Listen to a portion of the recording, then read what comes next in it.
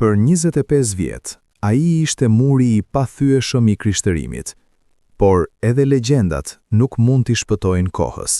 Vitet 1460 sollën një qetësi të lodhur. Gjergj Kastrioti, Luani e Shqipërisë, shikoi horizontin, duke e ditur se sultani nuk do të pushonte kurrë vërtet.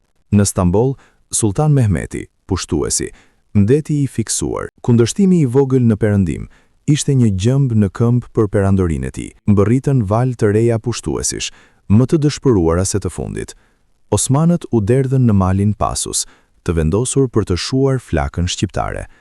Rrethimi i fundit i Krujës ishte një makth hekuri dhe gjaku. Jeniqerët e mbytën pasusin e ngushtë, numri i tyre duke i pafund.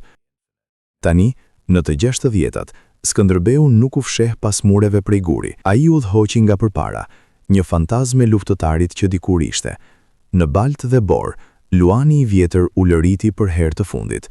Çdo lëvizje e shpatës së tij ishte një mrekulli e vullnetit të pastër.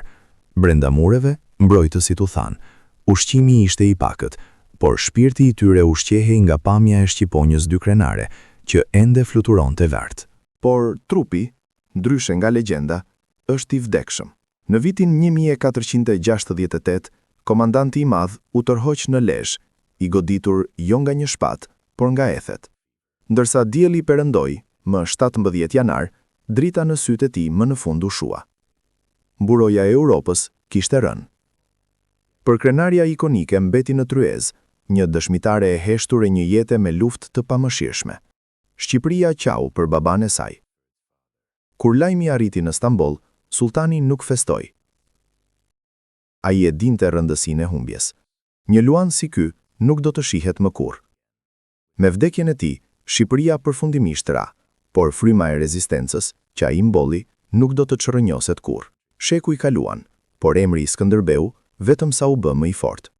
Ai u bë simbol i lirisë, jo vetëm për të Shqipërisë, por për të gjithë Europën. Sot, imazhi i tij qëndron lart në gur dhe bronz, një mbrojtës i historisë dhe një mburojë e përjetshme kundër tiranisë. Shqiponja e zezë që ai e mbajti në betejë mbetet zemra e një kombi, një dëshmi e 25 viteve sfidë. Luani i Shqipërisë është zhdukur, por hija e tij mbetet ende, e gdhendur përgjithmonë në malet e ashpra, që ai dikur i quante shtëpi. Kastrioti Skënderbeu, mbrojtësi i Europës, trashëgimia e tij është e pavdekshme.